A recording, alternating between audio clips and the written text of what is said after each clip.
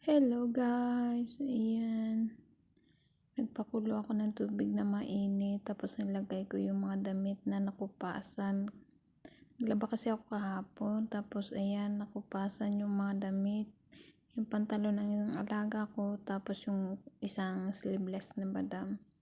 So, kanina, kagabi nanood ako ng YouTube ko ano yung mabisang pantanggal ng kupas kasi bago yan guys, mga bago pa lang, kabibili pa lang ni madam.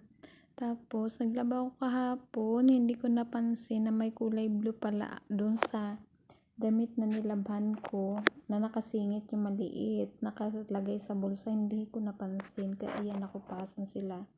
Kaya nanood ako ng nag-search ako sa YouTube kung ano yung mabisang pangtanggal ng kupas, kasi syempre bago yan, kinakabahan ako guys, syempre alam mo na, diba, wala akong pambayad, charing.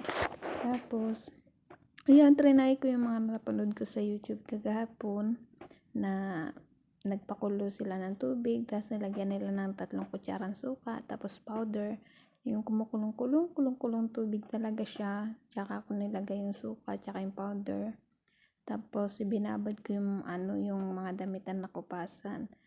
Tapos sabi nila ibabad daw ng 30 minutes. So ayan, binabad ko naman ng 30 minutes.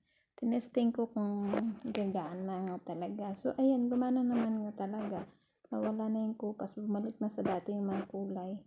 Ayun, kaya ayun, nakampante na yung loob ko.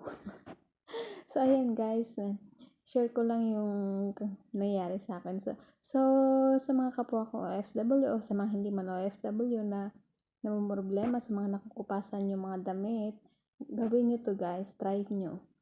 Magpakulo kayo ng tubig, yung as in kulo, tapos lagyan nyo ng 3 kutsarang suka, tapos powder, kahit anong branch ng suka, kahit anong branch ng powder, okay lang, konti lang.